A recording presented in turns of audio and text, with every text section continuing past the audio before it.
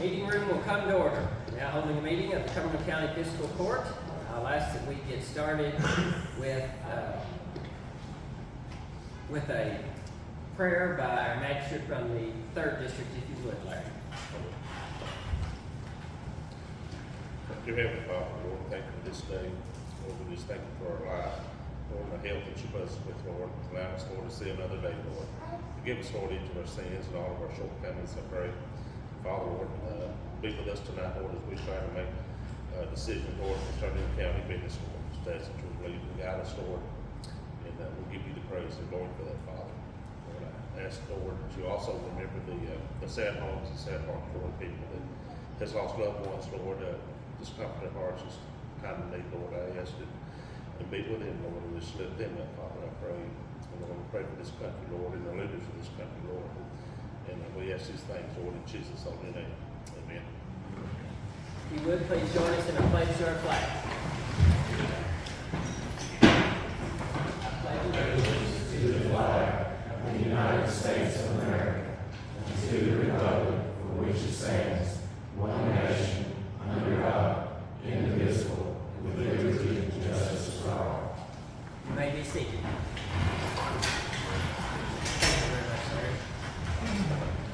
We'll now do a roll call. This will also serve as a mic check. Magistrate District 1. Here. Magistrate District 2. Here. Magistrate District 3. Here. Magistrate District 4. Here. County Attorney Coleman Hurt. Here. Almost got promoted, sir. All right, thank you, gentlemen, for being here. First item of business under General Order, letter D, will be approval of the minutes from a regular meeting on April the 10th. That will require a motion and a second, as well as a prevailing vote. What's the will of the court? Move to approve by the magistrate of the 2nd District. Is there a second? Seconded by the magistrate of the 4th. All in favor, please signify by saying aye. Aye. All opposed, no. Motion passes. We'll now move into departmental reports.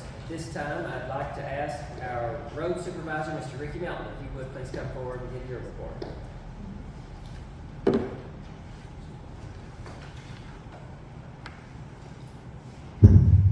I'm the road supervisor. As far as I know, we're in pretty good shape with everything. We've got a tractor back going. We've got 2 running now, so we've got 1 in the shop or side mower, but we're back to going. We've lost a worker. Quit this week. Today is his last day, so it's made us too short from what we were, but we're doing what we go. So. Any questions for the road supervisor? Thank you very much for what you did. Thank you. EM Director, Mr. Greg Carey.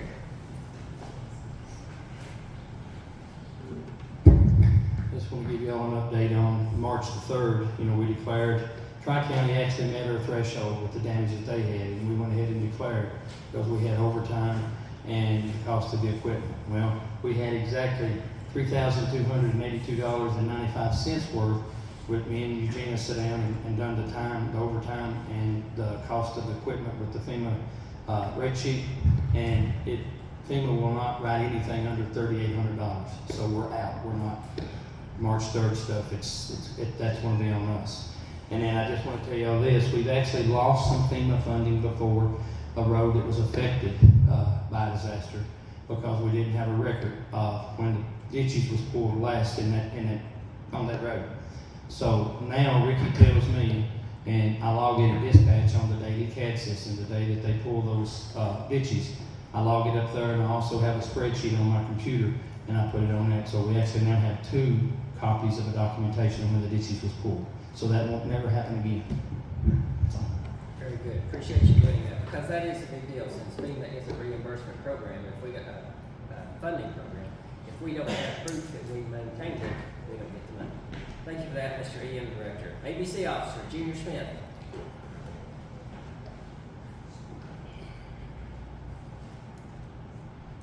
On my way.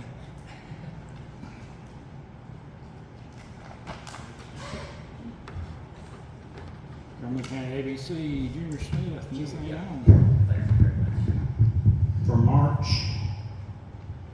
sales 73,318.97.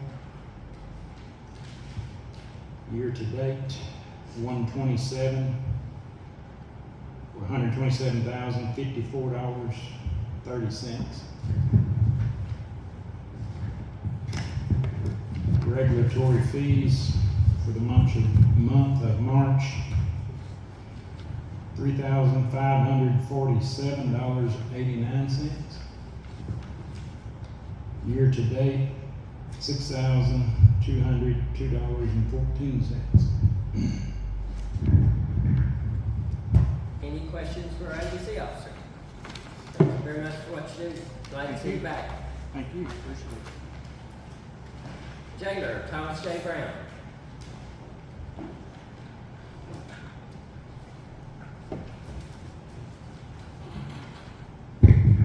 Thomas J. Brown, Cumberland County Jailer. In April, we had a total of 32 runs, 26 to Adair, 2 to Burn, 1 to Nashville, 1 to LaGrange, 1 to Warren, 1 to Casey, for a total of 2,517 miles. As the first day of the month, we had 24 inmates in Adair. As of today, we have 30. During the month of April, we had 17 on home incarceration for a total of 357 days, saving the county approximately $10,710 in jail bail. Any questions for our jailer?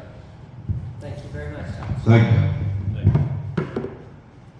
Solid Waste Coordinator, Mr. Jefferson Abbott.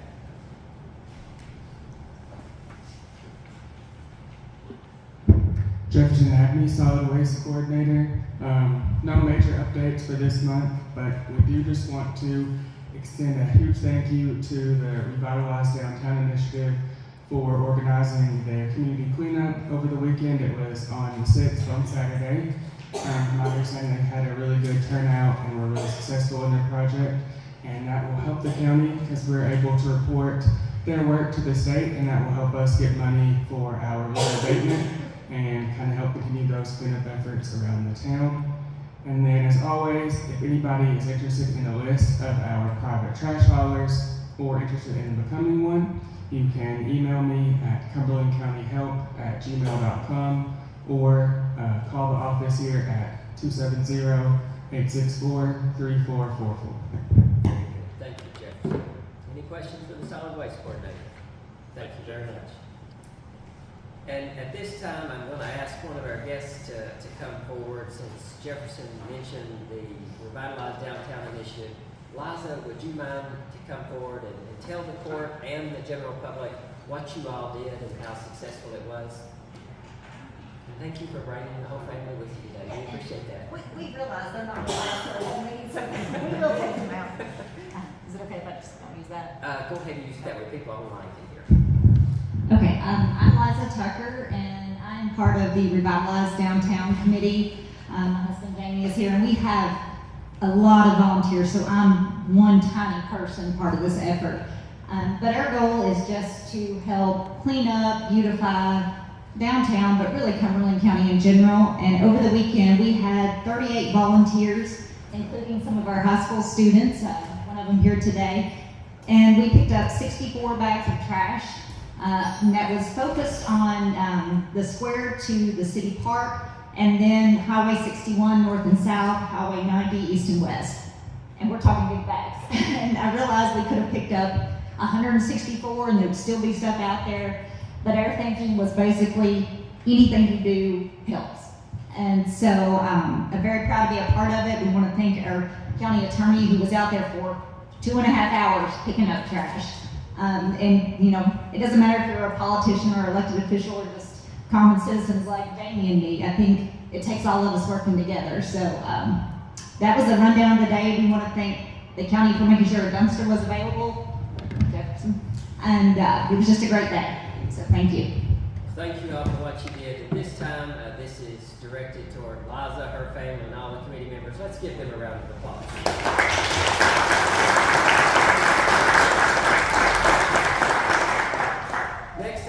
departmental reports, our county treasurer, Ms. Stacy Thrasher.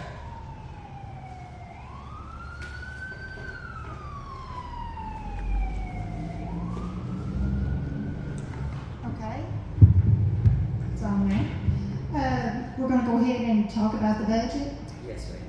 So after weeks of working on the budget and making deep cuts, the budget is balanced for the 2023-2024 year. But I have serious concerns for our future budgets. For this year, we've had the COVID money as a cushion, but in the future, we will not have that cushion. In order to get the budget balanced, the judge made a tough decision to remove all bridge projects from the budget. Additional, we have over $1 million in FEMA projects that we've got to come up with the money before we can even get reimbursed back from FEMA. Even though inflation went up 7%, employees understand that there is not money in the budget for pay increases due to the tight budget. Thank you. Any questions for Stacy at this time? We'll be addressing the budget in the first reading a bit later on, but any questions for her right now? Thank you very much. Sheriff Keaton Williams.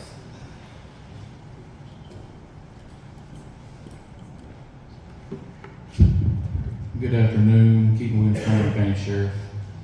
I want to go over just our April stats, just kind of briefly what we've done, and as we go, I'll get more detailed in what we've done over the month, meaning in the oncoming months. We had 229 calls of service that we answered, roughly 66 traffic stops. And I won't give a number on the arrests and citations. I don't have it with me. We wrote several citations and made several arrests. That leads me to an update I want to give on the thefts we've had in South 61, Masher Anderson, I've talked to you about. I'm pleased to say that we've caught 3 of those folks down there that's done that and charged 3 of them. So, and to my knowledge, we've not had no more calls of too many thefts down there. Knocking on wood, hopefully they discontinue. Thank you. I'd like to give an update on a new deputy that we have, Tyler Shelton. He's already started with us. He's part-time. He'll be working 1 day a week and 1 week in a month as of right now, and that could increase. I hope it increases. On our cars that we got, I want to give you an update. Originally, we went to buy 2 2015 Ford Explorers. However, myself and Junior Smith got up there, and one of those Ford Explorers didn't meet our criteria of what we wanted. We noticed there was a few discrepancies. So while we was there, we didn't want to come home with just one vehicle. We looked around and we found a Dodge Charger that seemed to be better fit for the same amount of money. So we brought it home, and I took it today to L&W to get it upfitted. And with those vehicles, I'm excited about them because they're used. They're putting used equipment on them, so we're saving money. For approximately, give or take, $55,000 out of our alcohol fund, we're putting 2 used cars on the road, and I don't know how many. There's not many new vehicles or new police vehicles we can buy for that number. And that's all that I have. Any questions for the sheriff? Thank you very much, Sheriff. Thank you. Is our county clerk here with us? If not, PBA, Ms. Sheena Shea Watson. I don't have anything new. Nothing. Thanks. Gary White, our coroner, is next on the list. Please remember to lift him up and his family up in prayers. He did have an accident over the weekend, tractor related. With permission, I'm sharing that with all of you all, so not send him a get well card or reach out to him, let him know that you are thinking of him, because he was very, very fortunate that it wasn't any worse than it was. So please be thinking and praying for him. At this time, we will recognize some students in the crowd with us today. We have gotten accustomed to these letters of recognition, recognizing great success in the community, and this one is no different. So what I would ask students, as your name is called, please stand. To whom it may concern, this letter of recognition serves as notice to the residents of Cumberland County and all taxpayers herein that the Cumberland County Fiscal Court and staff thereof are incredibly proud of the recent Cumberland County High School ACT Hall of Fame inductees. Inductees include Henry LaGrange, Sidney Acree, Jacob Tyler Dowdy, Silas Garland, Jennifer Audrey Pierce, Garrett Scott, Caden Morgan, and Jordan McClung. Let's give these students a round of applause.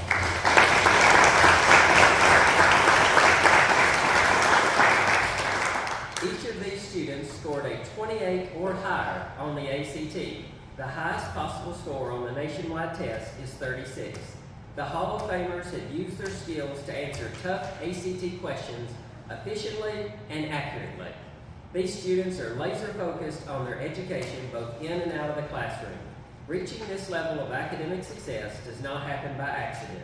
It occurs rarely and only when a student can take his or her intelligence and successfully apply it to a variety of questions and scenarios. The ability to solve problems creatively and quickly will be one of the many reasons these students find success on the road ahead. Possessing this level of intelligence is impressive, but these students have not let success feed their egos. They have remained not only humble, but also grateful for their family members and educators.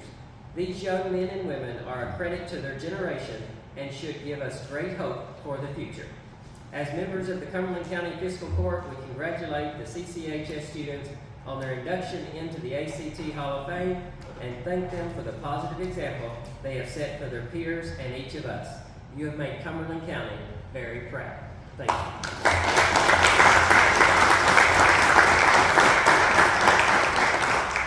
Now, at this time, as is typically the case, we'll give you all an opportunity. If you wish to stay, you're welcome to stay with us.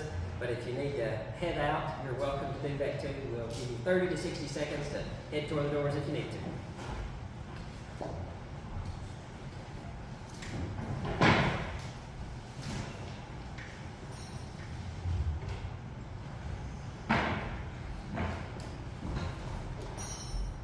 Okay, moving into old business.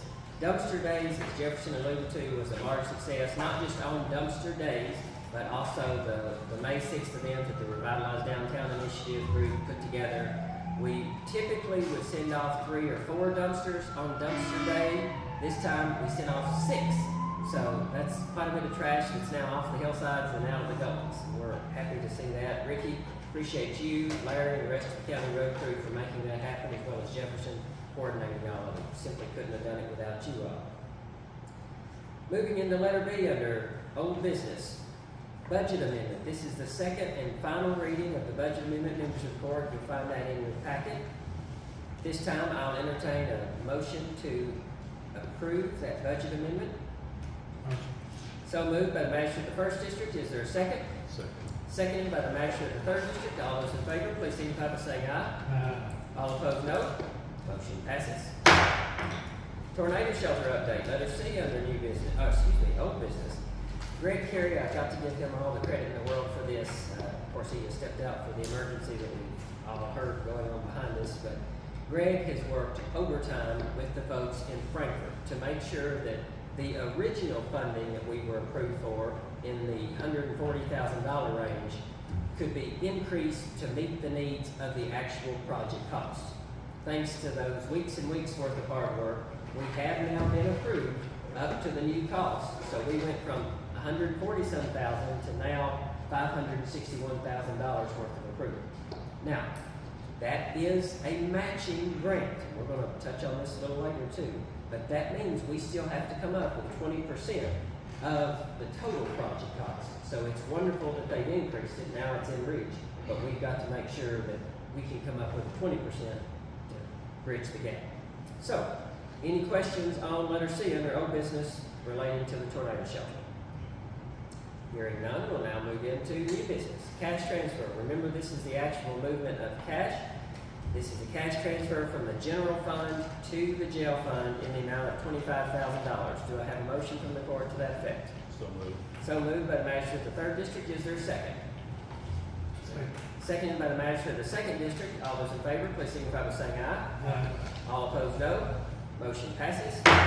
Next item of business, letter B under new business, budget transfers. Remember, this is just moving it on paper. This is moving it on a paper budget. In order to accept all of these, I'll need a motion and a second. What's the will of the court? Motion. So moved by the magistrate of the 4th District. Is there a second? Second. Seconded by the magistrate of the 3rd. All in favor, please signify by saying aye. All opposed, no. Motion passes. Warrants, letter C under new business, those are our bills that come up every month. You've had an opportunity to look over those were emailed to you in advance. If you'd like to approve, I'll accept it and entertain a motion to that effect. So moved. So moved by the magistrate of the 3rd District, is there a second? Second. Second by the magistrate of the 4th District, all those in favor, please signify by saying aye. All opposed, no. Motion passes. Letter D under new business is the occupational tax refunds. That means anything that a taxpayer paid in excess of the $750 cap, we return that money to them.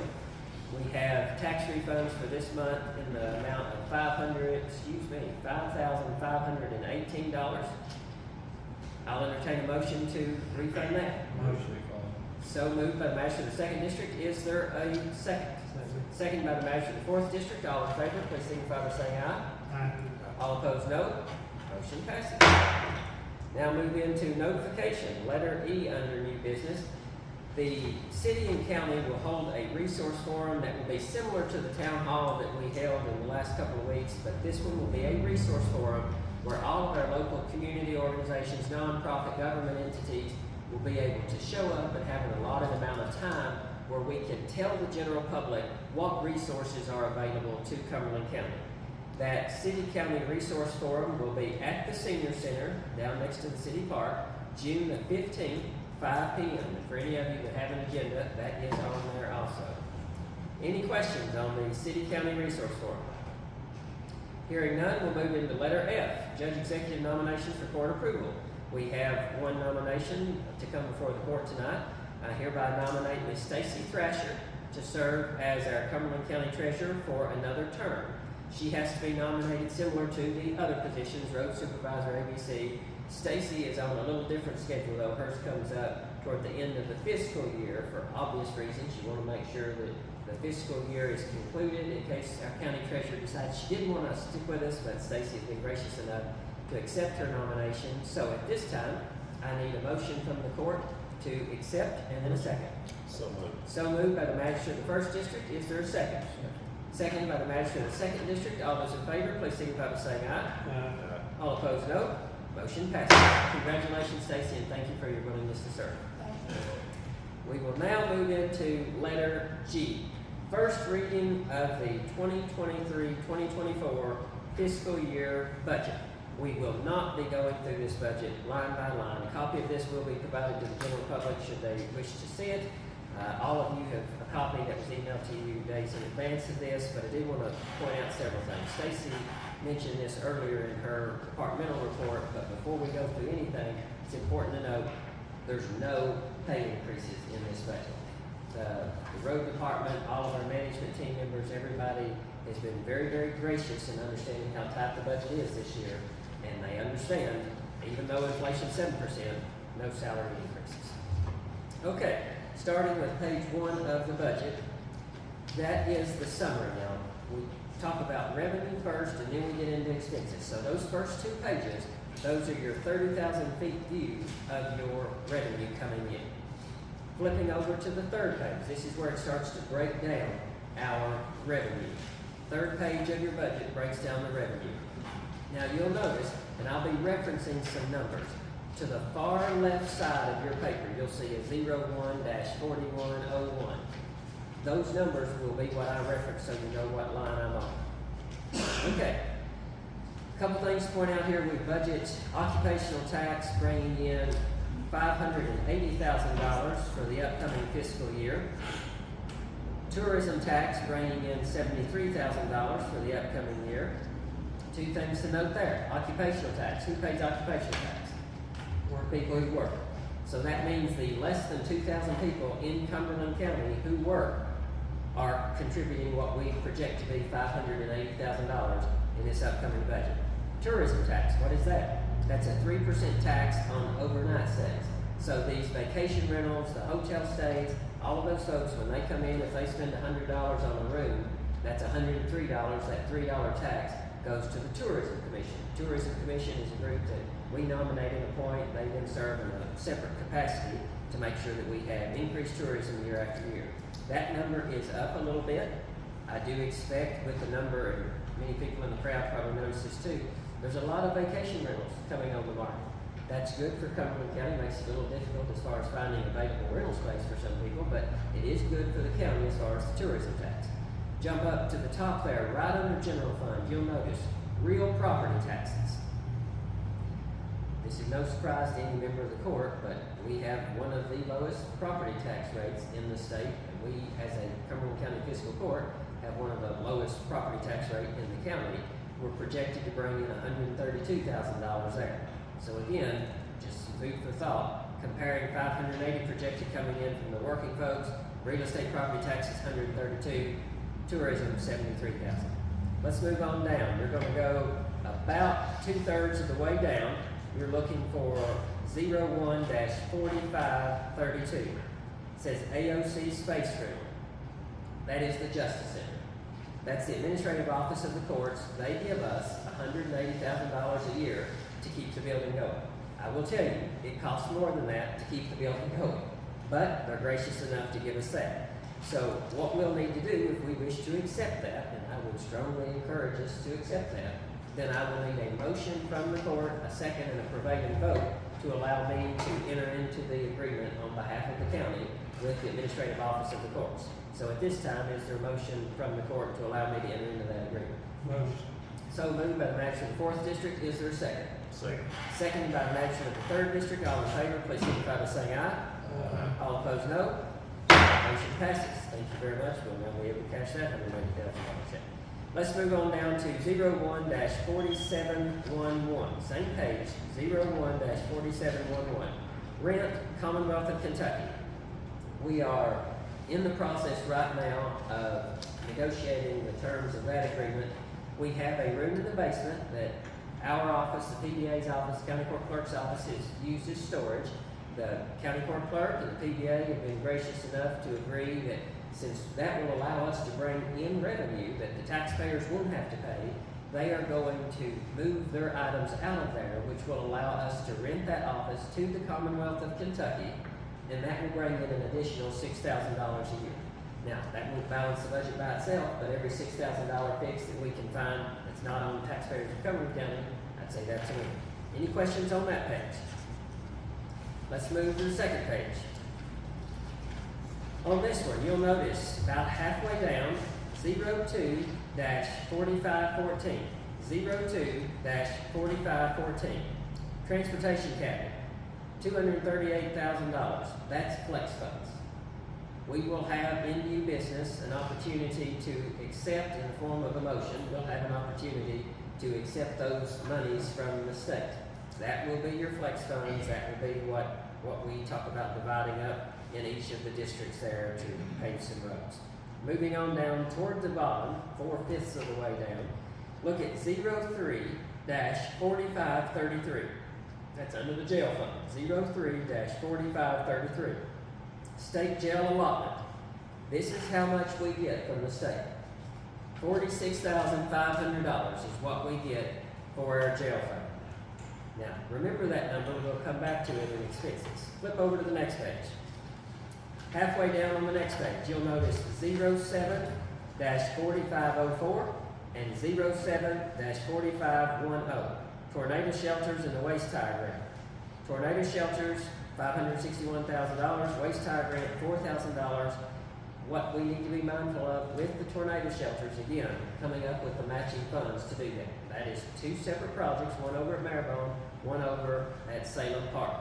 I will tell you, based on speaking with the engineering firm, that is not as easy as dividing it down the middle and saying, how much does Salem Park cost us, how much does Maribon cost us? Salem Park, they said, was an easier job, so it bore less of the percentage of that total cost than did the Maribon side of it, next to the Maribon Volunteer Fire Department. Any questions on this page? Flip it over, please, gentlemen. ABC, look, a little more than halfway down on the page, 83-4132, regulatory license fee. That's at $80,000. That is down a bit. Down actually about $20,000. We do expect that to be our annual revenue, so because we've seen a drop off. Several of the counties around us have gone wet. That means that they're not driving into Cumberland County to purchase alcohol, so that number is lower. Look down at the very bottom on that same page, opioid settlement, 85-4760, opioid settlement in the tune of $18,572. That is what we project will come in this year. If you'll flip over a page, you'll notice that in that account, we already had $85,700 that came in this year. Now this fiscal year rather. That $85,700, similar to the $18,000 coming in this upcoming fiscal year, that is very restricted. Similar to the ABC money being used for alcohol enforcement, the opioid money is restricted for opioid education and treatment. So we have to be mindful that cannot come into the general fund to be used as we see fit. We have to follow their requirements there. Those are our big ticket items on revenue. Any questions on revenue as it relates to those pages we just covered? Okay, looking at your next two pages. This is, again, moving into expenses now. A summary of your expenses. Page 1, page 2 there, expense summary. Flip over to the next page. You're going to see at the very top of that next page, it'll say general fund. Again, I'm going to reference the numbers on the far left. Look down about halfway, 01-5080-105. 01-5080-105. Student interns. That number, 4,800 roughly, for student interns is, in my opinion, one of the single best expenses that we could incur as a county, because it's not just an expense, it is an investment in the people that we have all said repeatedly, whether it be in this room or out in the county, that we want to invest in and keep here. So I am advocating hard for student internships this year, and I'll tell you in advance, I'm advocating hard for student internships moving forward on an expanded basis. This is in the general fund, so this means student interns for the general fund. That's the judge's office, that would be ABC, EM director, things of that nature. The road fund student interns are out of the road fund. Move down a couple of lines there, you'll notice 01-5080-334, courthouse maintenance and repairs. We estimate $35,000 there. That, I'll admit to you, that's a conservative estimate. We've had some folks come in and check on things to make sure that we don't let anything get too far behind, make it more expensive than it could be if we just dealt with the preventative maintenance. Go down a little closer to the bottom, 01-5081-578, Justice Center Utilities. Now, I told you we were getting $180,000 from AOC to help with the expenses of the Justice Center, but the Justice Center Utilities alone, we're budgeting $77,000. So it will not take a long time to run through the 180. Flip over to the next page if you would, or excuse me, any questions on that page? Flip over to the next page, please. Still under the general fund. 01-5160-382. You'll notice drug testing there. Again, this is for the general fund drug testing. That drug testing will apply to all of us in the general fund that work in this office. So that means I will be subject to drug testing just like they drug tested us when we were in high school, and seems like I got through every single time. I may this time, but I'm in the mix. Stacy, Eugenia, Jefferson, everybody in this office will be in that mix too. The road crew will be out of the road fund subject to drug testing, and that will be a separate line item from their fund. Move down a bit there, and excuse me, that's projected at $370 for the year. So the way I see it, there's absolutely no reason to say that that's too expensive to have it in our budget. Moving on down, 01-5232-425. Other health programs / food. What is that? That's the USDA commodities. So that's once a month. In order for us to step up our game, if you will, instead of, and I don't mean any harm toward dried beans and cans of vegetables, because that's good too, but we have prioritized getting in frozen food. In this administration, thanks to all of your all's help, we've gotten in frozen pork patties, we've gotten in frozen whole chicken breast. That helps the people who need it. So we have upped that budget line item to make sure that those people who need it can continue to get it. Now, I will tell you, I anticipate our first one, the December one from the last calendar year, we had 77 signatures, I believe is what we had on there, 70 some odd signatures on it. we've averaged between 180 and 220. So in order to continue to provide quality food to growing numbers, we had to up that. Questions there? Let's move down. 01-9100-307, auditing service. I bring that to your attention. It's important to know how expensive audits are. In order to have an audit done, we're projecting we're gonna have to pay $62,000, and those audits are annual. So that is an expense that we'll just simply have to stomach. Let's move down toward the very bottom of the page, the 01-9400s. All of those 9400s. That's Social Security match, retirement match, employee health insurance, unemployment compensation insurance, workers' compensation, and training fringe benefits. Again, just for the general fund, folks, this does not include the road fund. Those benefits alone, that is not including salaries. The benefits alone with the matches for retirement, which is now 26 or 27%. Is it not, Stacy, that we contribute on retirement? And it is 24. 24, excuse me, thank you very much. So with all of those contributions, that's a total of almost $375,000, and again, does not include salaries. Let's move down to the road fund. Very bottom of the page, you'll notice 02-5160-382, drug testing for the road department. Now it's important to mention drug testing in the general, drug testing in the road department. That is not a drug test every single day from every single employee. Those are regular drug tests, randomized regular drug tests out of the general fund for the general fund employees and out of the road fund for our road crew members. So that will not be drug testing everybody every single week. That's ridiculous and excessive. This will just be a randomized drug test pulling from general and road. Questions on that before we flip over? Okay, flip over to the next page. Still in the road fund. 02-6105-105. Student intern. You'll notice that student intern number is less than the general fund. That is because we can't have student interns to the tune of 8 or 9 at the road department operating county equipment. Their role is not to operate the county equipment. Their role is to see how county government functions, provide a fresh set of eyes to see if there's things that we've not thought of to make it more fair, more efficient, more financially stable, and to give those students an opportunity to get boots on the ground knowledge about county government. Now, our county road supervisor mentioned to us earlier, we're down 2 people. It's very possible that we get student interns that our county road supervisor can come to us and say, now, I'll just tell you, that student internship program, that's an excellent program. We've got one guy or gal that was really impressive. I'd like for us to have a conversation about hiring. That is an excellent several weeks long interview process that we get to offer to these students and make sure they would make a good employee. Does that make sense? Okay, let's keep moving down in the road. 02-6105-447, road materials. That's $1.5 million. $1.5 million in road materials. There's really no way around that, gentlemen. With things going up the way that it is, we're going to have to continue to buy the goods to fix the roads if we want the roads fixed. So that's what we project there. 02-6105-455, right below that, that's $86,000. That's in gas. 02-6105-545, that's GPS tracking.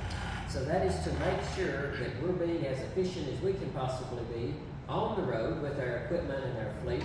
That's also to make sure, for example, if we previously said, well, I can't leave this tractor here on the side of the road because somebody could come by and steal it. Otherwise, I could just leave it right here. Somebody could come by in a pickup truck, pick me up, and that saves me that hour drive back to base. Well, this way, we can leave the tractor there because we'll have it GPS tracked, and if somebody decides to run off with it, we know where the tractor is.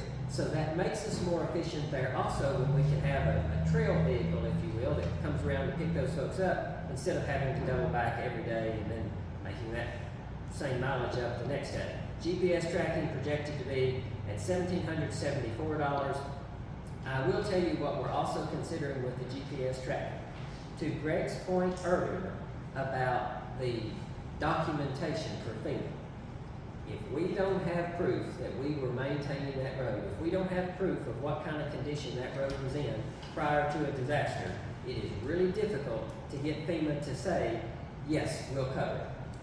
Now, if we were dealing with $100,000 in FEMA work, that would be different. But over $1 million in FEMA work, if they choose not to approve that, we're not getting the $800,000 back from them that we could get if we prove it. So this could be a good move to take, in addition to GPS tracking, to have a little GoPro camera. Now don't misunderstand me. I am not suggesting that we have a GoPro camera that's watching our county road crew make funny faces at us all day or anything like that as they go out and mow and fix roads. This will be focused on the road. And what that will allow us to do is, if we drive these roads just in the normal course of business, doesn't cost us a thing in the world more on labor, and then FEMA says, well, I don't think that road was in as good a shape as you say it was prior to that disaster. We can pull that footage and share it with them and say, look, it captures the road sign, it captures the road, this road was in fine condition prior to the disaster that now you can't drive over 3 parts of it. Does that make sense? Okay, so I want to be clear, that is forward-facing and could very well help, God forbid we have some type of an accident, and will also help with insurance to be able to say that we were not at fault. Okay, let's go down a little more. 02-7700-602-C. That is a FEMA loan. That FEMA loan, and we've got more loans than just that. We've got another FEMA loan, as a matter of fact, too. But that FEMA loan will come due December of this year. December of this year. Now, keep in mind that number that you see out from there, that $17,400, that is not the amount of our loan. That's the amount of our payments that we will make in a year's time on that loan.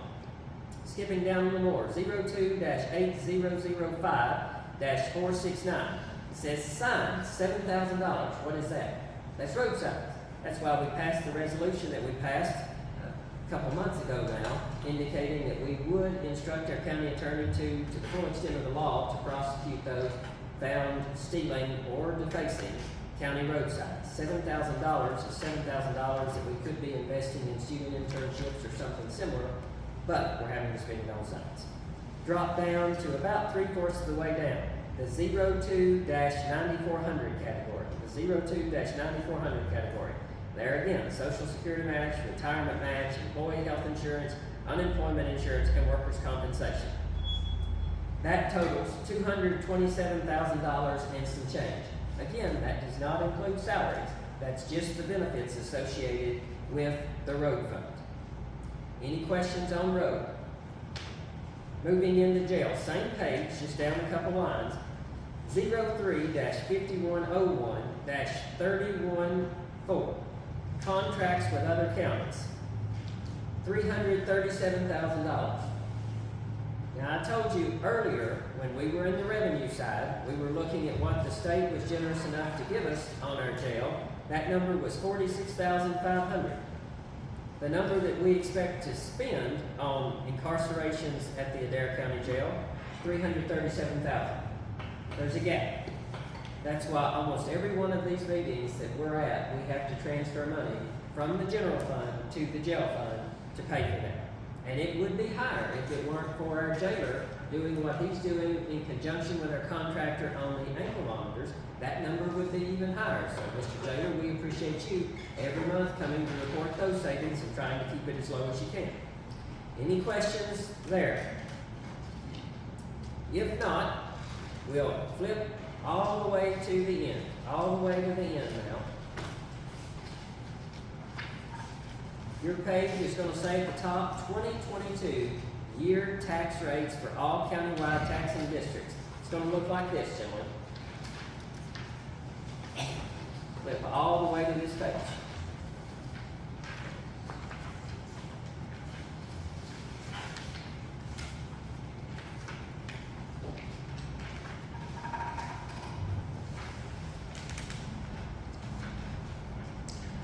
What you're going to find here at the top, it says county rates, real property, personal property, bank deposit rate, motor vehicle, and watercraft. Those are all the different areas that we assess a tax as a Cumberland County Fiscal Court. You'll notice down below there, special districts. Those are the other taxing districts. Not mentioned on there is the school system, the Board of Education. They're also a taxing district, but they did not have to be referenced on this report. This is included, this has to be included with each of our budgets, so this shows you comparatively where we are at versus each of the other taxing districts. Now, this is on property tax. This is on property tax. So this has nothing to do with occupational tax. Any questions as it relates to the rates that we charge versus any other taxing entity? Here's a little cheap. We are at a discount, I'll give you that. We are at a discount. A significant discount in comparison in some cases. And that goes back to that real property rate at 3.9. That goes back to our number at projecting $130,000 bringing in from real property taxes this upcoming fiscal year. Any other questions as it relates to the county rates? Hearing none, if you will flip over, you'll notice two more pages. Flip over two more pages.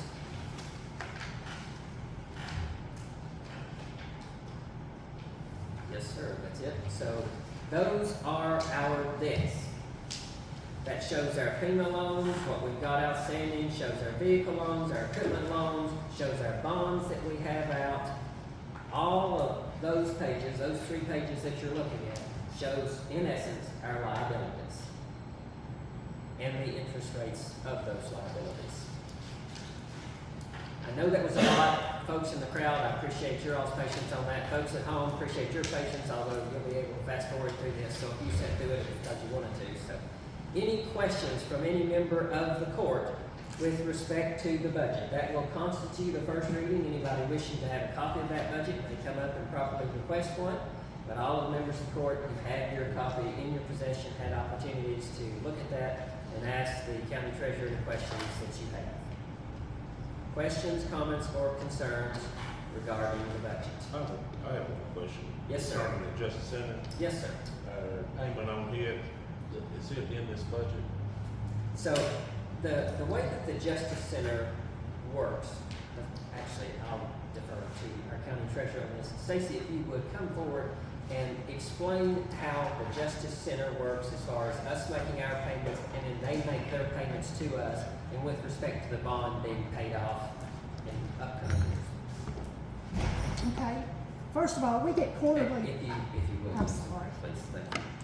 Okay, we get quarterly payments from the Justice Center. We don't get the whole $180,000 at one given time. So quarterly, they will divide that in 4 quarters, and we will receive that as revenue from the administrative courts. Okay? Now, if you want to look down, you've got a breakdown of several different accounts for the Justice Center. You've got insurance, you've got health insurance. The insurance is on the building, of course. And also you've got expenses, utilities, and also salaries over there at the Justice Center.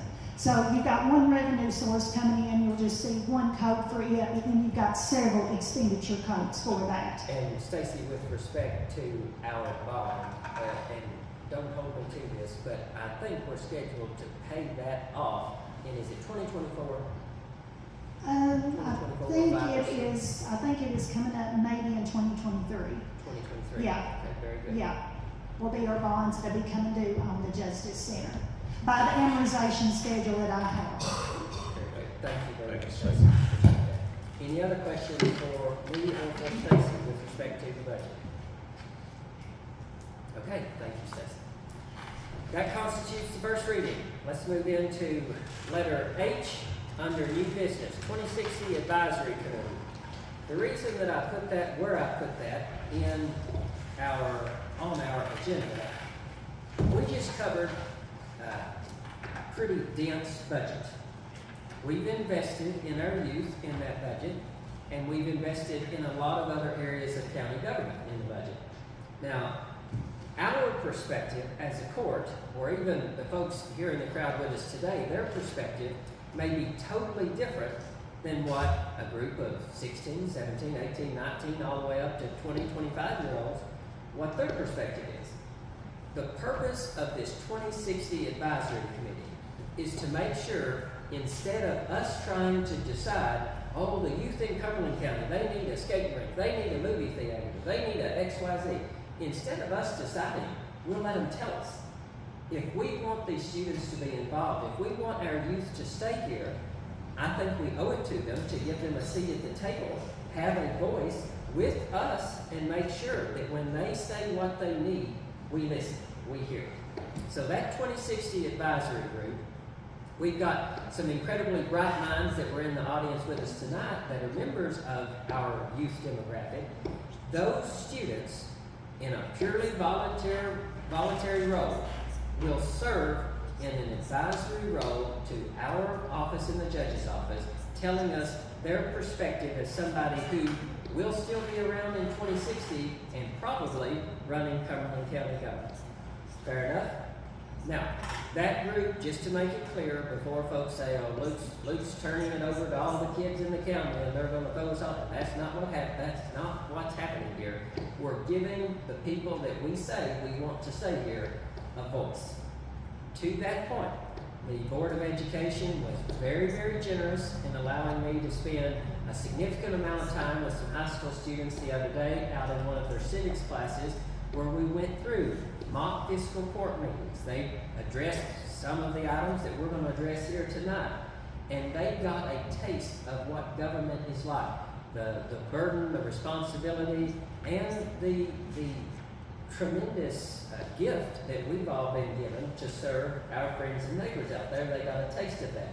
Through student internships and this advisory committee, they'll get even more. Any questions on the advisory committee? Very good. Let's move into letter I. I'm sorry, Judge, I'm sorry to interrupt, but going back to the budget, I will need a first and second on the reoccurring standing orders. On the standing orders.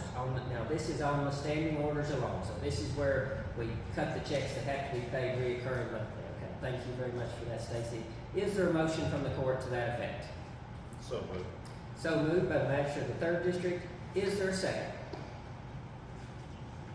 Seconded by the magistrate of the 1st District. All those in favor, please signify by saying aye. All opposed, no. Motion passes. Again, my apologies, Stacy, and thank you very much. Thank you. So, moving into letter I, revenue and expense proposals for court consideration. We have 3 options for consideration tonight, and I want to state before we get into any of these, one of our core values as an administration in the court is fairness. We've reviewed the budget, and it's obvious that we're bringing in a disproportionate amount from the folks that are working in Cumberland County. The census pegs that number of working people in Cumberland County at less than 2,000 people. So less than 2,000 people out of about 5,800 are providing the vast majority of revenue brought in the form of taxes. The other, again, being real estate taxes. If we truly want to grow, we've got to have a serious conversation about what revenue, fair revenue, looks like in Cumberland County. This is not, and for the people watching, for the people that are here, tonight's meeting is not a, well, let's just pass one of these, it's a tax that's put on tomorrow morning and it's done. That is not what this is. This year's budget balances. The cuts hurt, but this year's budget balances. This is with an eye to the future, so that in the next budget year, we're not in the 11th hour scrambling trying to decide, well, what's most fair, what's most efficient, what's the quickest, what's the easiest. We need to decide now a direction that we wish to pursue as a court that will be a fair practice to taxation in Cumberland County. So, with that in mind, let's look at the 3 options that you gentlemen have in front of you. We've got 3 options. Prior to getting into option 1, we need a little bit of a recognition of where we are today. We bring in money from property taxes. That's the roughly 130-something thousand that we anticipate. And the occupational tax is set at 1.25%. That's also on net profit. Well, what does that mean? That means if you have a business and your net profit, not your gross. If you gross $3 million a year, it doesn't matter. Your net, the profit you make, is what the 1.25% tax applies to. Now, in the wage category, if you bring in $6 or $6 million, those are considered wages, and the tax applies to wages up to a certain amount. We have at present a $750 cap on our occupational tax. Now here's what that means. We have a cap of $750. You earn money, $1, $1,000, $1 million, up to the point where you've paid in $750 in occupational taxes to the Cumberland County Fiscal Court. That cutoff is $60,000. As soon as you hit $60,000 in wages, you max out on your cap. So that means somebody making $60,000 a year is paying exactly the same amount in taxes as somebody making $600,000 a year. For that reason, option one is raising the occupational tax cap to $2,500 from $750 with a built-in 4% adjustment for inflation. The reason that 4% is there, and keep in mind, that's on the cap, not on the tax. The rate will stay the same, 1.25%. But this 4% adjustment is in an effort to prevent any future court from having to spend 30 days before, 30 days during, and 30 days after scrambling because of politics and the political nightmare that it is when people talk about taxes. If you have it adjust annually to adjust for inflation, I would sincerely hope that that would limit, if not eliminate, the need for this every time a new administration comes in. Well, I'm going to have to do something on taxes because the last folks had it sunset. The last folks took it off. We owe it to the people of Cumberland County to be able to focus on the county's business and not have to worry about the political viability of a particular tax every 4 years. So, $2,500 occupational tax cap increase, 4% annual adjustment. This would not start until January the 1st of 2024.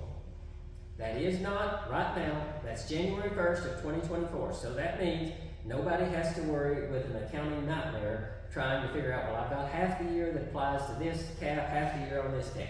Administratively, that will make it easier on any of our businesses. This will provide us with some cost share money.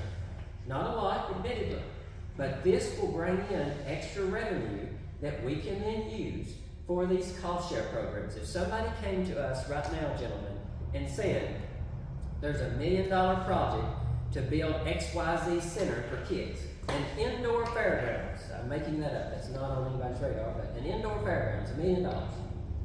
If they gave us an $800,000 grant and told us we had to match 20%, guess what we're not getting? We cannot afford that kind of a cost share expense right now. So with each of these revenue options, we're looking to, again, put our money where our mouth is and make sure that we put the things here that the folks in Cumberland County that we wish to stay will stay for. This will be a fairer system than our current system. Is it the fairest? Probably not. The fairest, you could argue, would be taking the cap off. Now, I am opposed to that.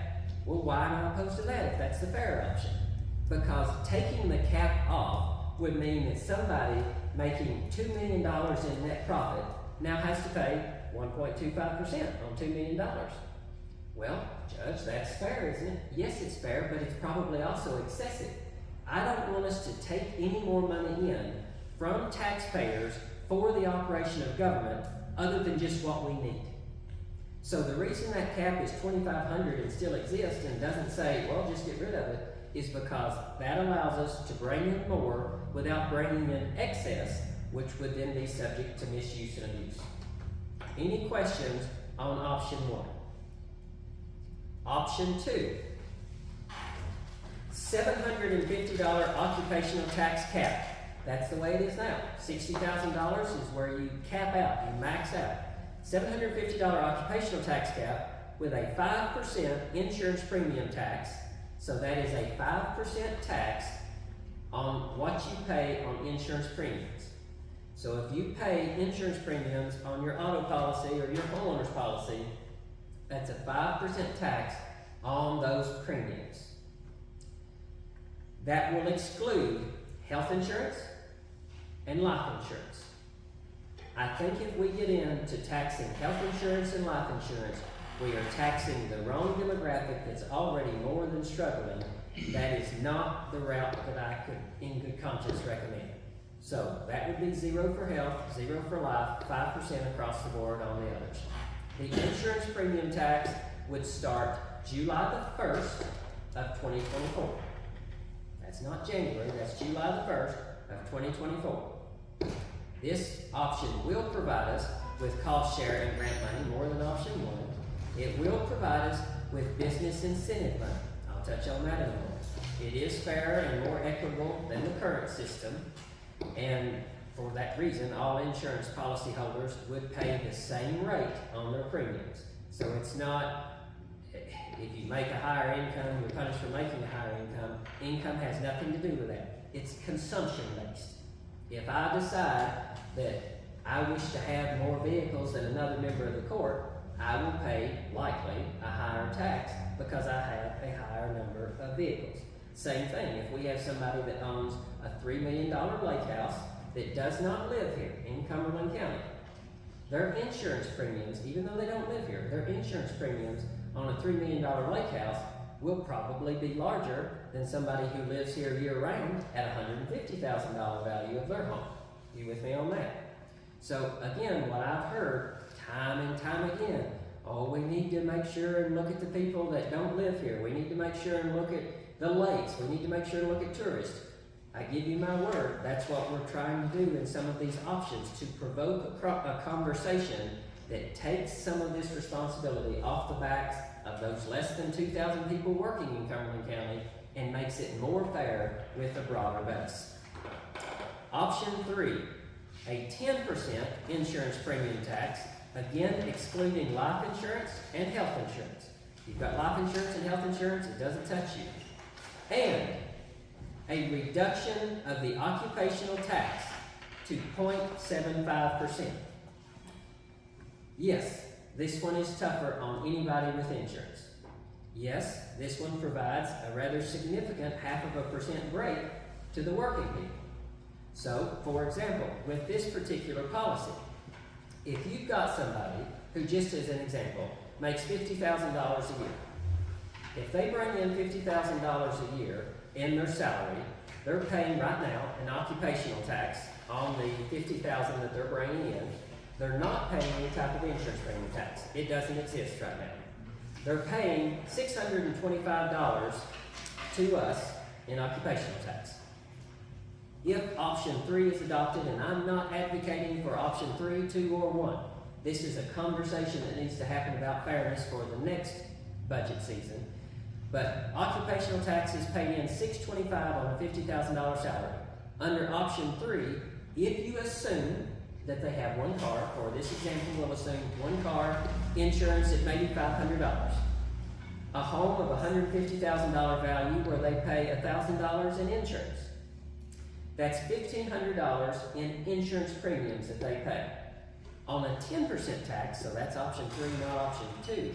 On a 10% tax, they're going to pay $150 in insurance premium tax.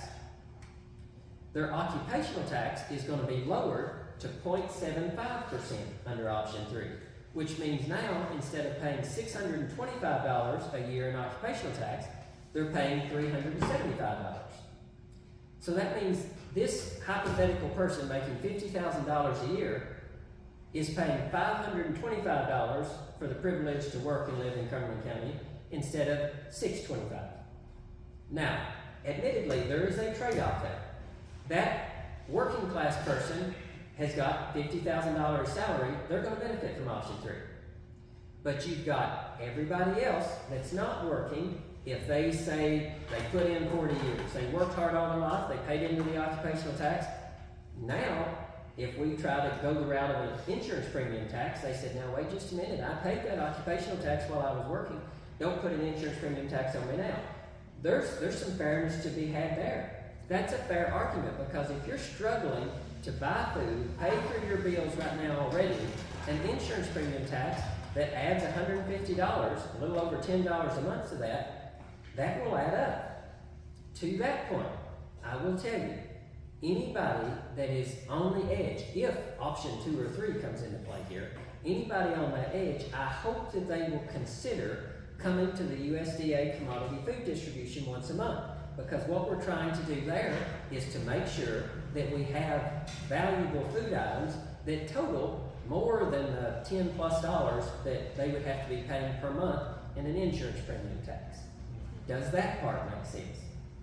Now, option 3 provides us with cost share, grant matching money, provides us with business incentive money. It is fairer and more equitable than the current system. And that reduction from 1.25% occupational tax down to 0.75 means that now, in order to cap out, in order to max out at what you pay in at that $750, you have to make $100,000 or more. So at present, anybody $60,000 or greater, you've maxed out at your tax payment. If it drops to 0.75%, you don't max out until 100. Does that part make sense? Okay, now let's touch on this business incentive plan that was mentioned in here. The insurance premium tax will disproportionately affect those who possess more. If you own a boat, an airplane, and a spaceship, as well as a $2 million home and 18 vehicles, I promise you, you'll pay more in insurance premium tax than the example of $50,000 salary with one used car and $150,000 house, right? But that's the consumption tax. Again, I'm not advocating for it, I'm just trying to make sure we have a fair discussion over these taxes, because I've heard a lot of people say, well, what about a localized sales tax? Well, that's also a consumption tax. A localized sales tax, if that looks like instead of the 6% Kentucky sales tax, you've got a 10% local sales tax, so Kentucky gets 6 and local would get 4, that's still a consumption tax. But that, in my opinion, would disproportionately affect the people that live here and shop here every day when they go out to eat, versus, again, picking up on insurance premiums. If you own a property here, and we've got folks in the crowd with us today, and I appreciate them being here, that don't live here full time, but do have property here.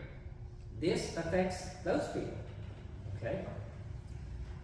Before we get into an open discussion on any of these 3 options, let's talk about what an insurance premium tax will or will not do. The city of Burkesville right now has a 10% insurance premium tax.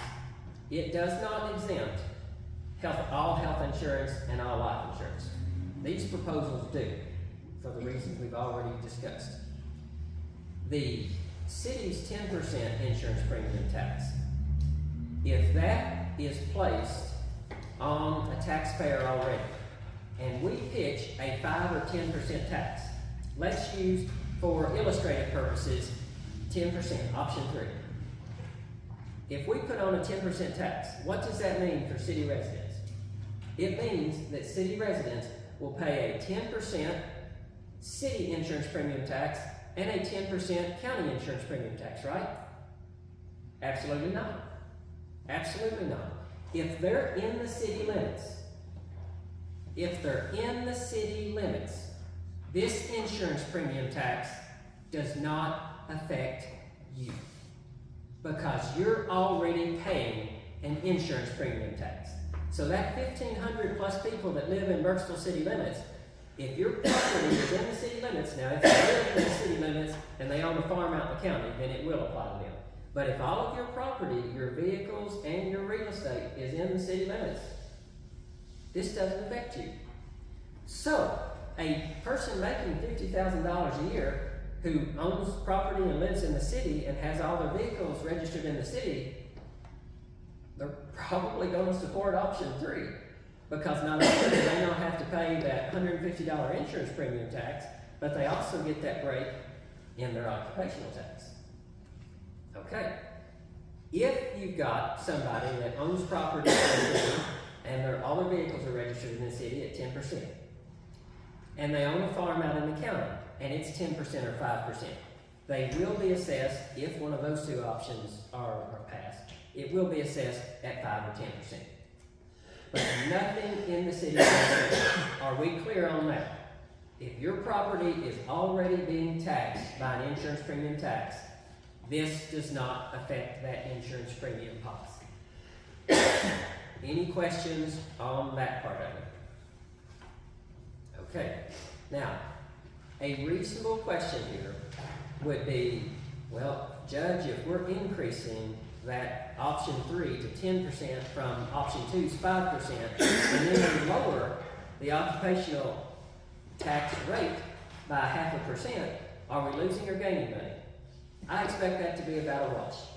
If you go up an extra 5%, we're probably going to bring in $300,000 or so, which is going to be about what we lose by losing 0.5% in occupational tax. So that comes out to a wash. That's just a matter of what you think is more fair. Have it serve as an occupational tax or an insurance premium tax. I know, and I appreciate the patience of everybody here in the crowd with us. I know that is a lot. And typically when you start throwing out numbers and percentages, people say, oh goodness, let's just move on. That's a lot of numbers, I'll grant you that. This is to springboard a conversation about how we are to move forward, abiding by our core values, number one being fairness in Cumberland County. Again, the budget's balanced this year. This is not a rush to try to get the budget changed one way or another on any one of these options. But we owe it to the taxpayers to have a discussion now instead of waiting till the 11th hour next year and then rushing to the lowest hanging fruit. With that, I'll open it up. What's the opinion of the court? I'm not asking for a motion. I'm not asking for any type of official action. I just want the opinions, the candid, honest opinions of the court. Can I ask a question? Certainly. Will that, with no health care, you said health care, life insurance wouldn't be taxed. What about workman's comp? Will that fall in there? No, workers' comp is excluded. So part of what the magistrate of the second district asked if workers' comp would be included. No, workers' comp will be exempt. So there are certain things that the state of Kentucky makes you exempt. So workers' comp, we're out on. Good question. Any other questions?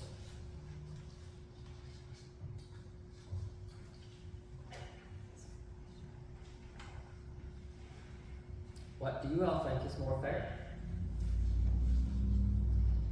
I don't see how fairness to the business owners on the insurance premium tax.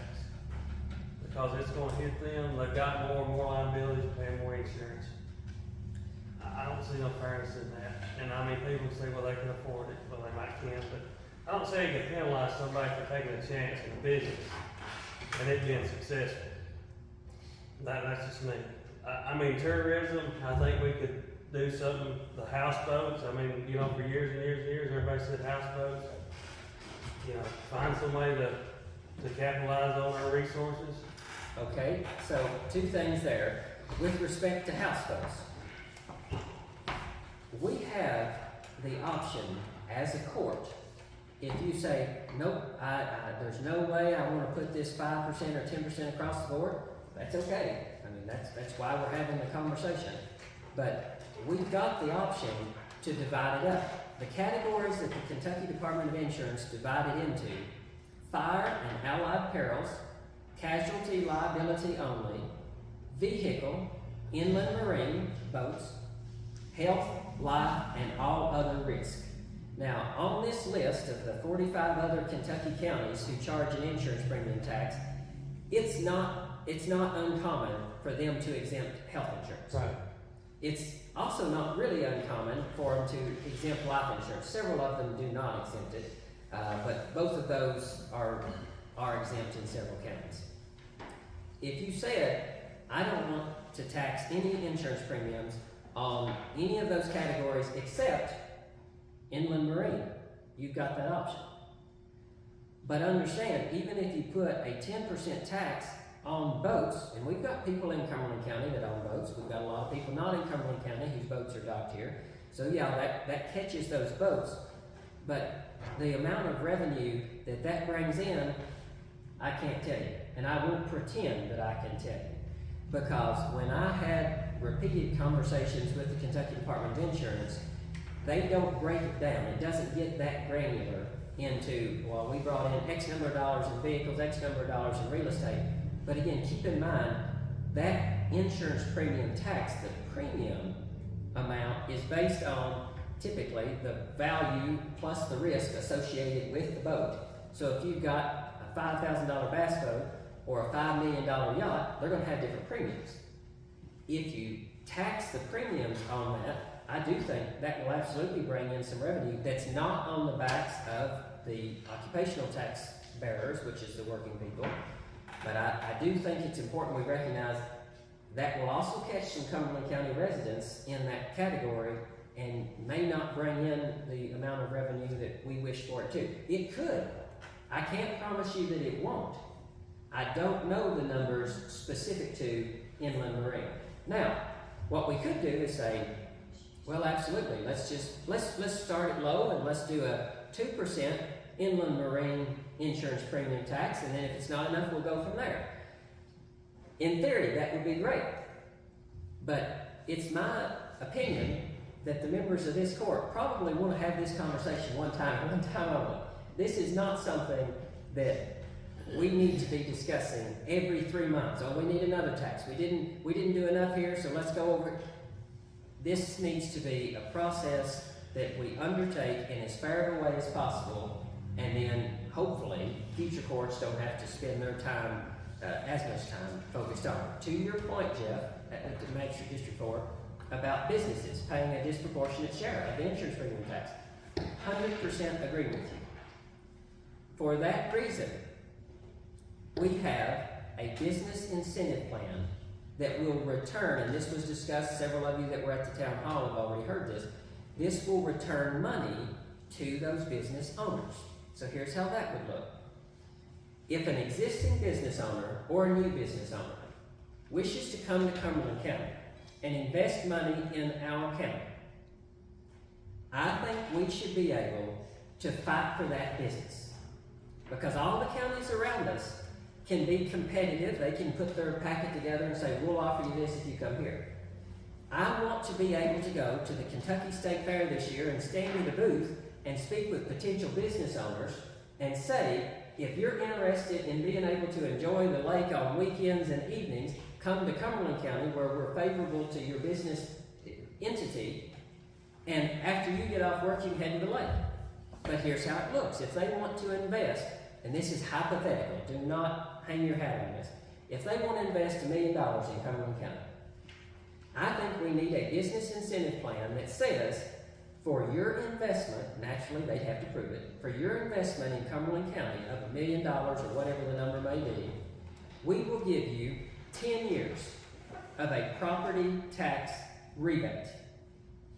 Now, here's what we cannot do, and the PVA is with us tonight. We cannot say, Madam PVA, we like you a lot, we need a favor from you, we need you to not charge any type of assessment on those business owners that have invested $1 million. Can't. She and her staff have got to assess the property at whatever it's worth. Then the Sheriff's Department has to collect those taxes.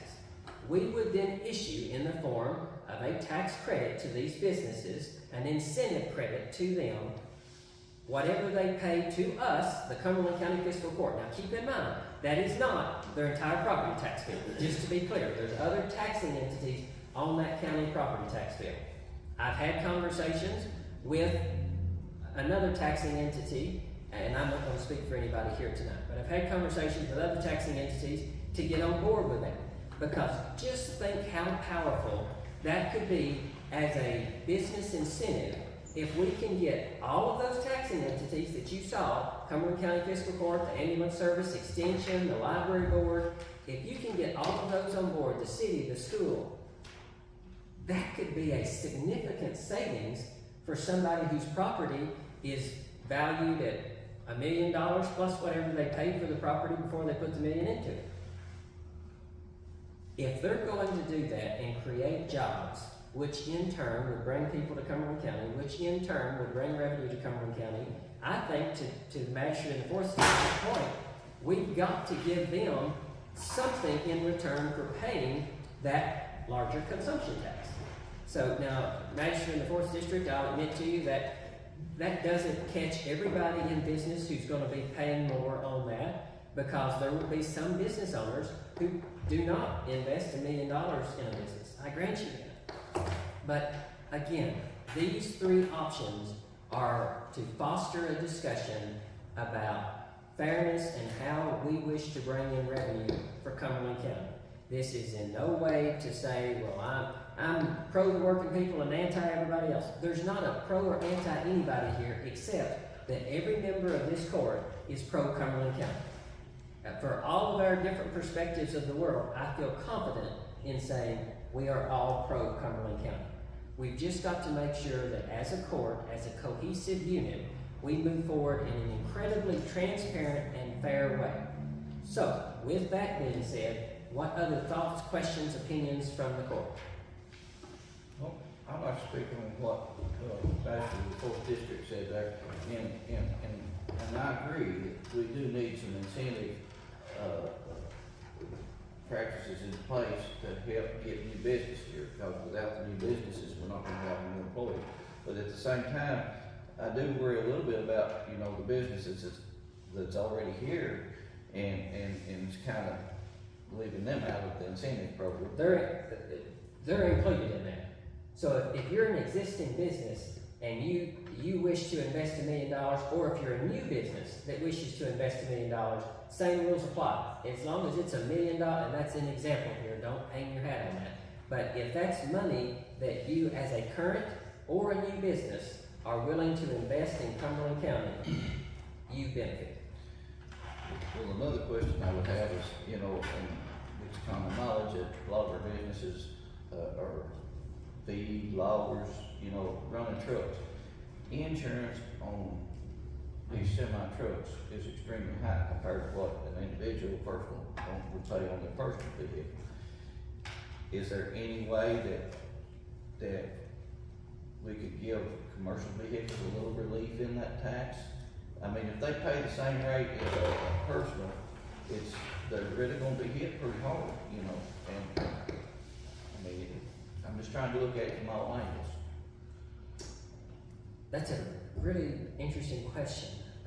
I'll admit to you, Magistrate of the Second District, I don't have an answer for that. I know the way that it has been broken down on this sheet, this divides all the categories. With vehicle, it just says vehicle. And I'll show this to you all as well. It just says vehicle, those are the other categories there. I don't know if they could allow for an insurance premium exemption or even a lesser rate. If you were gonna do a 5% rate on vehicles for personal use and a 2% rate on vehicles for commercial use, I don't know if that's permissible. I will certainly check, but right now I do not know.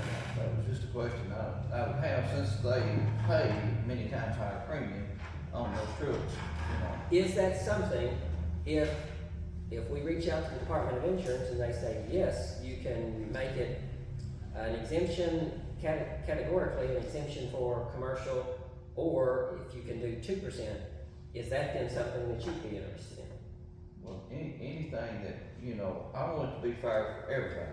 And so anything that we could do to make it more fair would interest me, any options that we might have. Magistrate of the first or the third, any comments or opinions on any of the options? Scheme, I think it's fair that, we can not take no more than we have to take, and let the people help us decide what we're gonna take. It's not just our decision, this is y'all. Y'all send us here. So you're gonna get a choice to change the top.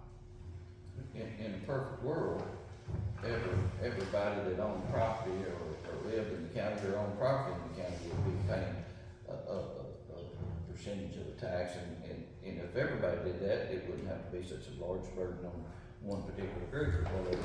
But we don't live in that perfect world. And I'll make this point with respect to mentioning property taxes. So, one of the reasons that our property taxes right now are so low is because annually we have an opportunity to look at our property tax rates and say, do we want to increase it 1%, 2%, 3, 4%? 4% is the maximum. If you go higher, it's subject to a recall of voters, hold a public forum, but you can take 4% by a vote of the court. I do believe for over 2 decades, the court has opted not to take an increase. Now, I'll tell you with 100% certainty, it makes good sense politically why the court has opted not to take an increase. Because even though that might only come out to $1.50 on somebody's tax bill for our Cumberland County Fiscal Court line item, when you start talking about taxes, you're going to get people on edge. And I get that. People in Cumberland County, the state of Kentucky, and the United States of America are taxed to death already. So when we talk about property taxes, a potential increase in that, it's easy to just say, well, let's see, how much will that bring us in? Well, if you can increase it 4% maximum, that's going to bring you in about an extra $5,000 a year.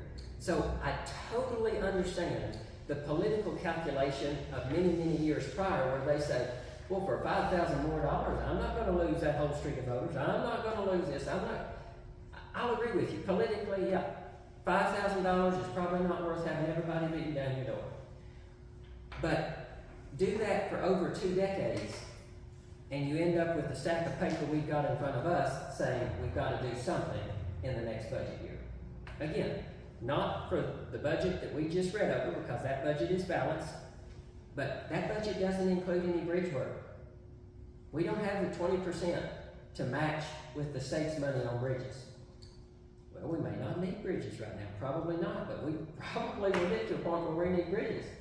And it would be good to go ahead and have the funds available to us through a fair taxation process, because if we, God forbid, we get into a situation with county government where we're in an emergency situation and we need money, what will we have to go to?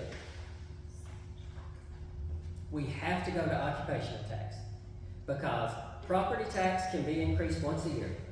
Insurance premium tax, we have to have that information to the Department of Insurance by March of every year, and it won't take effect until July 1st, and we won't get the first check until the end of that first quarter. So, God forbid, there's a huge emergency in the county. If we have to reach out and grab some money, it's coming from the same less than 2,000 people right now that we expect will contribute $580,000 to revenues in the county. So with that, to the Magistrate of the First District's point, it is a decision that involves everybody in Cumberland County. And I hope that the folks here tonight, as well as the folks who watch this later, days later, weeks later, months later, I hope they don't view any member of the court, myself included please, as saying, well, goodness, they just want more money for more fraud, waste, and abuse. We don't want more than we have to have. We want enough to be able to invest in the generation that all of us keep saying we'd like to see stay here. But in order to do that, we're going to have to make some tough decisions. I grant you it's not politically popular, but I do think that long-term history will be kind to those who make tough decisions. And it may not be any of these three. But I do think these three options deserve consideration.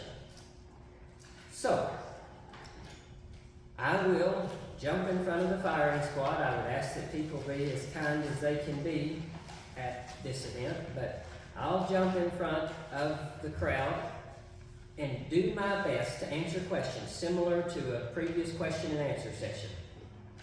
Not advocating for option 1, 2, or 3, but making sure that they all get a fair hearing. Please mark this down. If you're interested in sharing your feedback on any of these three options, May the 19th, that's not this Friday, That's next Friday, May the 19th at 5 p.m. at the Senior Center. I will be there, and anybody who would like to share their thoughts, their opinions, their suggestions will be there. I'll be there. I'm not asking any member of the court to be there. You're welcome to join me. But what we have to be very mindful of, and I want to make this crystal clear. If the members of the court do wish to be there to hear feedback from their constituents, we cannot, as a court, discuss it at that public forum. You can be there, you can listen, you can even participate, if you will, when somebody asks you a question over to the side before or after. But in order to comply with open meetings laws, we cannot engage as a court at that event. Does that make sense? There will be no action taken there. We're not voting. We're not making a motion to adopt this or that. This is to give the general public an opportunity to provide feedback on what they believe is best for the long-term viability of Cumberland County. So again, this is not a gotcha to any taxpayer in Cumberland County. This is not trying to be unfairly generous or unfairly unjust to any demographic. This is a conversation about long-term how Cumberland County should move forward. Does any member of the court have anything further that they would like to bring before the court on those three options? I've got one question. I was talking about these businesses that move in, giving them an incentive. Or the businesses that are already here? It's already here, but I want to be clear on that. Absolutely. Absolutely, yeah. That would be terribly unfair if we said we're gonna reward the people moving in and not the people who have already invested so much to stay here. So, we do not have, that does not constitute a first reading. Pretty quiet as far as saying for this, for that, against this, or against that, and that's okay, but that means this is not a first reading. So, we would have to have, in order to adopt any of those, a first reading at the next meeting, if it's the will of the court, and then 30 days after that, a second and final reading with a vote. Are we clear on that process? Okay. Like to point out, again, just if we bring in revenue, one of those goals will be to pay off the loans that we've got right now. Our county treasurer provided me today, in the previous 12 months, we paid $172,000 on loans. Now, the interest portion of that is almost $45,000. If we had the money to get rid of the loans, there's another $45,000 that we're not paying in interest that we could put elsewhere in the budget, reinvesting in our youth, in our community, in the aging population that needs the most help. Make sense? Okay. Let's move to letter J. We'll talk about a budget that's not ours. Letter J, Cumberland County Extension District Board.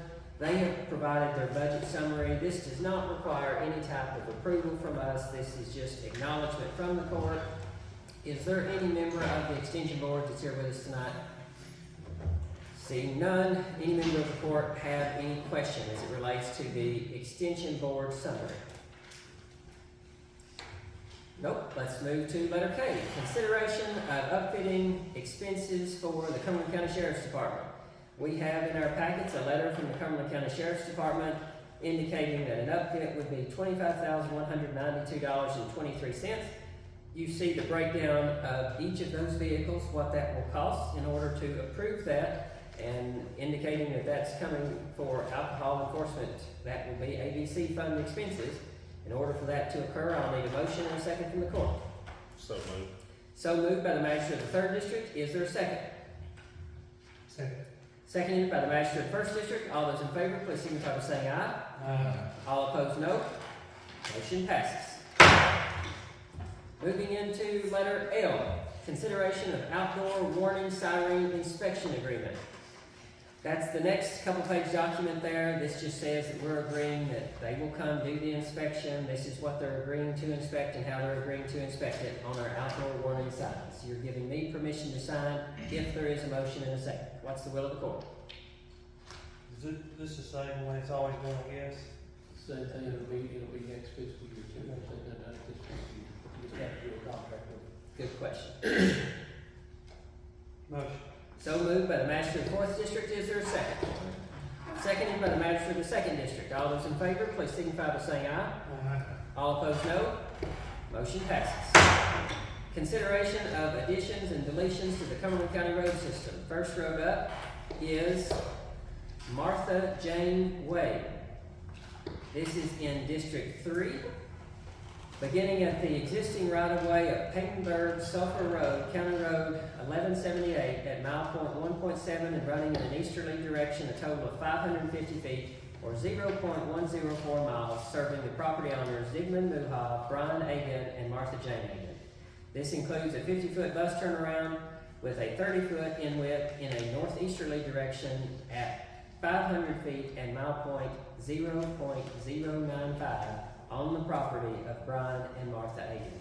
Magistrate District 3, it's my understanding that you and the county road supervisor have been out to see that property. Is that correct? That's correct. Do you have any input that you'd like to share? That should be a southeast direction. Southeasterly on the 30-foot in width and a southeasterly direction? We can make that correction. It was north. It was north? Okay. So that will be a southeasterly direction. This will constitute a first reading of this. It requires 2 readings, and it has to pass. It has to have court approval to pass.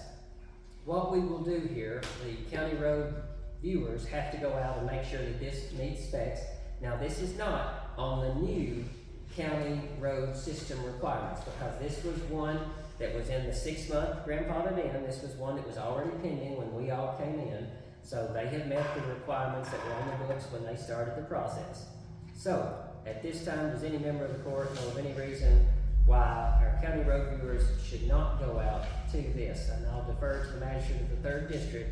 Is it your opinion that it's ready for county road viewers to go out? Yes. It is. Any objection from the court? Okay. First reading is considered done.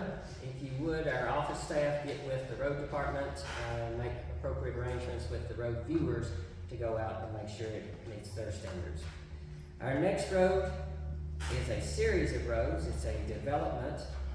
Sycamore Lane, River Spur West, River Spur East, River's Edge Drive, and that's 4 roads in one development. 4 roads in one development. Magistrate District 4, this is in your district. We have the appropriate signatures that you see in front of you there. Do you know of any reason why these roads should not be adopted onto the county road system? Again, these were pending when we all came in. Well, this new administration came into the office, so they are on the old requirements to put a county road on. No, they're fine. I mean, they, you know, Ricky's looked, they done a really good job, and they put tiles and, yeah, everything's good to go. Any member of the court have any objection?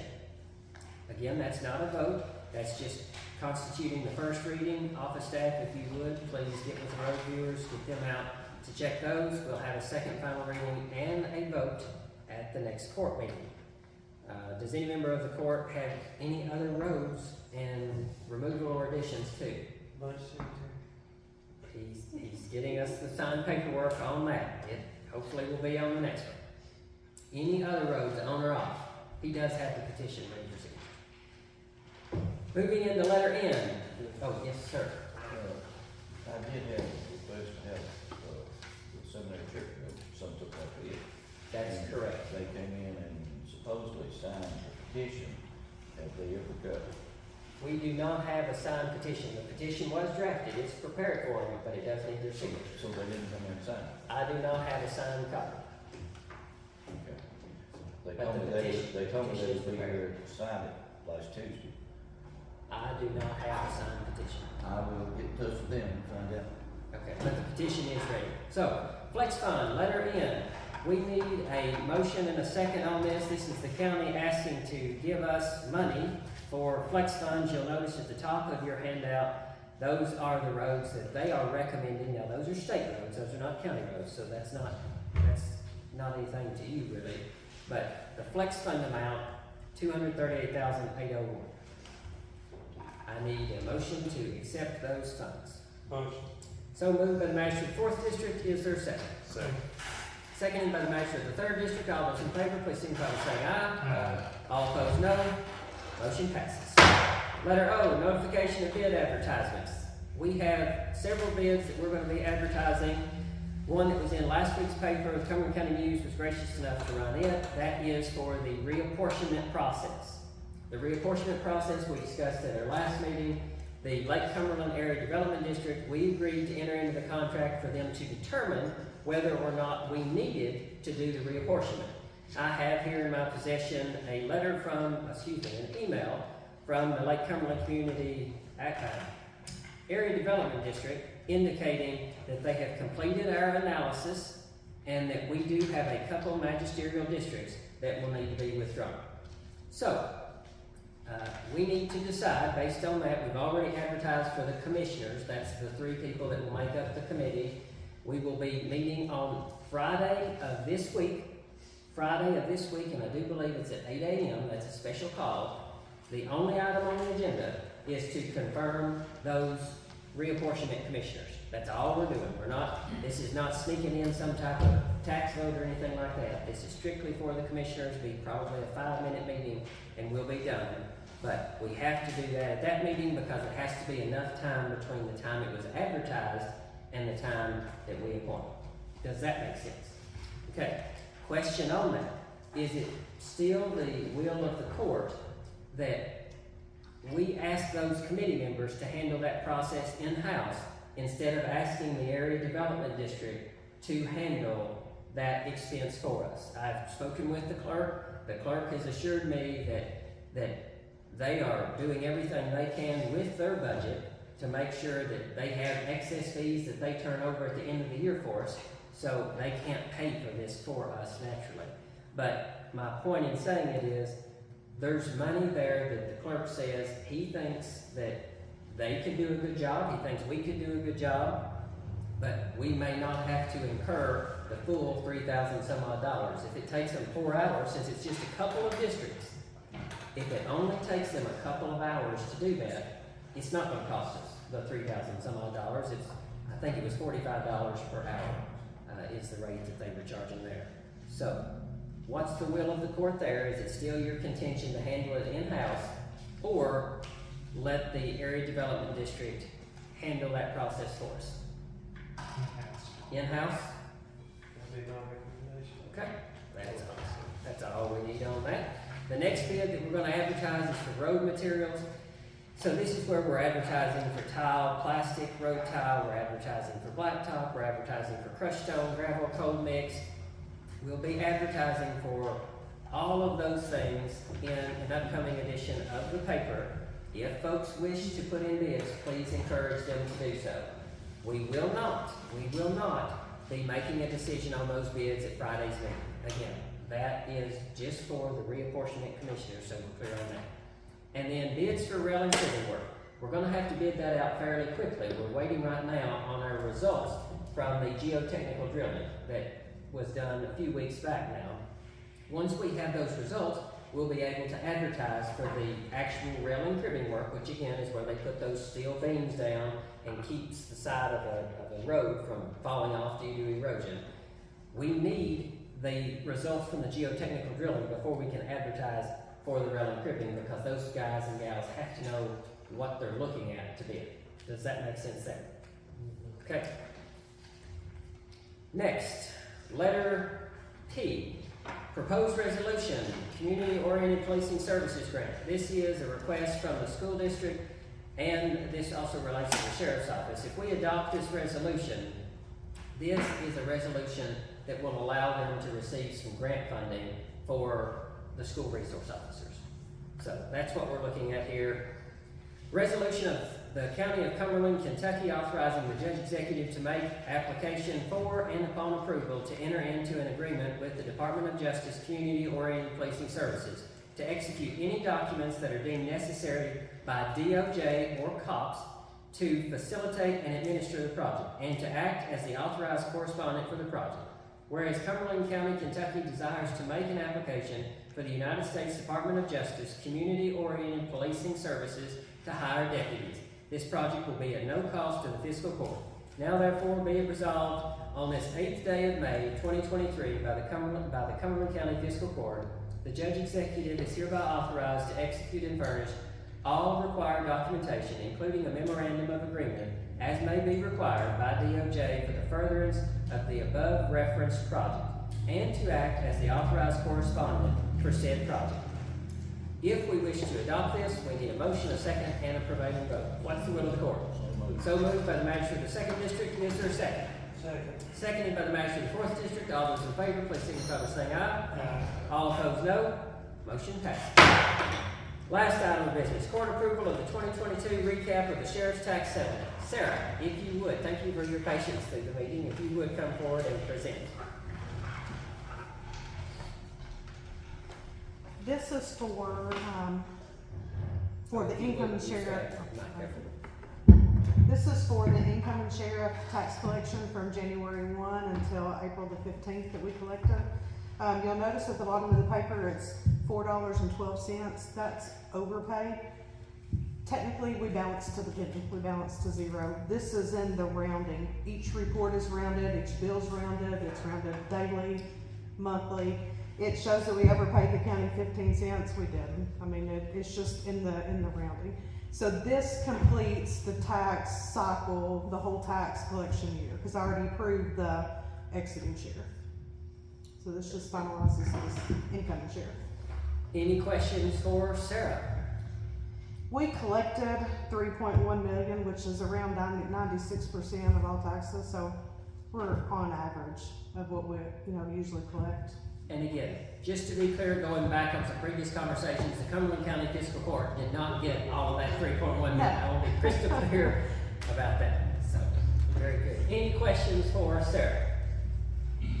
Okay, if not, I'll entertain a motion to approve. So moved by the magistrate of the 4th District. Is there a second? Second.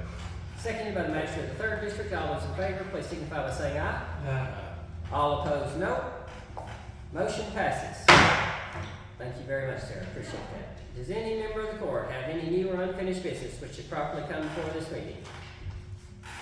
Hearing none, I'll now entertain a motion from likely every member of the court to adjourn. What's the will of the court? So moved by the magistrate of the 1st District. Is there a second? Seconded by the magistrate of the 2nd District. All those in favor, please signify by saying aye. All opposed, no. Motion passes. Meeting adjourned. That's it. Thank you all very much.